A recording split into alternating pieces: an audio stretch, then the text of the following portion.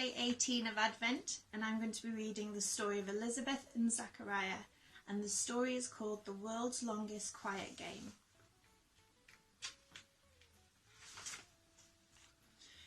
Do you remember what the angel told Zechariah? Don't be afraid, God is coming to stay, and your baby boy will prepare the way. That's right, your wife will get pregnant today. And do you remember how Zechariah told his wife Elizabeth? Well, he didn't really tell her. He wrote it out for her on something called a tablet. And no, it's not like the iPads or the Kindles or something you might have today. Back then, a tablet was a hard piece of clay you wrote on, sort of like paper, but dirtier. And wait a minute, why do you think Zechariah was writing on a tablet? Well, when the angel told Zechariah that he was going to be a daddy, Zechariah didn't believe him. God had been silent for so long that Zechariah thought God would never speak again.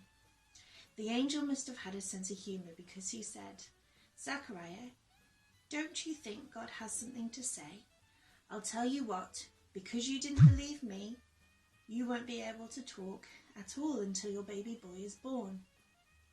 You'll still have your mouth, you'll still have your tongue, your teeth and your lips, and even the little hangy bit at the back of your throat, but no voice.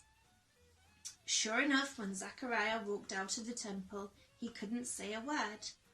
He kept waving his hands around and pointing at his mouth. Eventually, everyone figured it out. Zechariah couldn't talk. Have you ever played the quiet game? It's hard to sit quietly for 2 minutes, isn't it? How about 5 minutes or 10 minutes? Can you imagine going 9 months and not saying anything at all? That's 394,200 minutes. Not even the best quiet game champion can do that. But Zechariah did, because you see, God was teaching Zechariah to listen to him and to trust him. And all throughout those 9 months, God was with Zechariah, even when it was hard, even when he couldn't speak, even when everyone started to say he would never speak again. God was with Zechariah. At last, Elizabeth and Zechariah had their baby, and Zechariah must have learned how to listen to God, because the first thing he did was to write on a tablet. God said, name the boy John. Zechariah had learned how to listen to God and to trust him. The next thing you know, Zechariah started to whisper. Then he started to talk, and then he started to sing.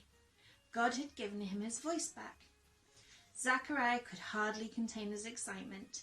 He gathered everyone in the house, jumped on top of a table, and sang in the loudest voice he could muster. God couldn't remain, sin drove him away. But now he has heard what we hoped and we prayed. God is coming to earth to stay.